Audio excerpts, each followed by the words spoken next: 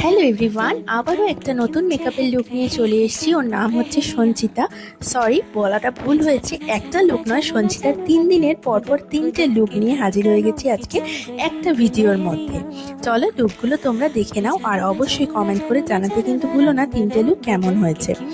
আর একটা জিনিস আজকে শেয়ার করব তোমাদের সাথে। এখন কিন্তু প্রচণ্ড গরম পড়ে গেছে। আগের একটা ভিডিওতেও আমি বলেছিলাম তোমাদেরকে যে মেকআপ করে নিলেই শুধু হলো না, মেকআপটাকে স্টে করার জন্য আমার যতটা হাত থাকবে তোমাদেরও কিন্তু ততটাই হাত থাকবে, বলতে পারো বেশিটাই তোমাদের হাত থাকবে। তার কারণ কেন বলছি এই কথাটা, তার কারণটা হচ্ছে মেকআপ করার পরেই আমি বলবো সবাইকে, সব ক্লায়েন্টদেরকে যারা যারা আপকামিং মেকআপ আমার থেকে নিতে চাইছো তাদের প্রত্যেককে একটা সাজেশন দেবো।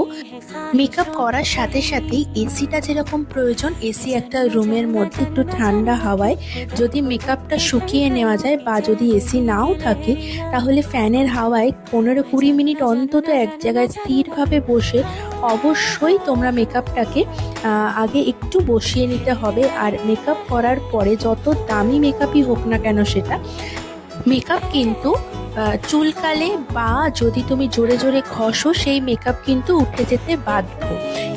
আমি তাই প্রত্যেককেই বলবো একটা টিস্যু নিয়ে ড্যাব করবে জাস্ট, তাহলে আর কিচ্ছু প্রবলেম হবে না। একেবারে 12 থেকে 24 ঘন্টা পর্যন্ত গ্যারেন্টি থাকে প্রত্যেকটা মেকআপের উপরে।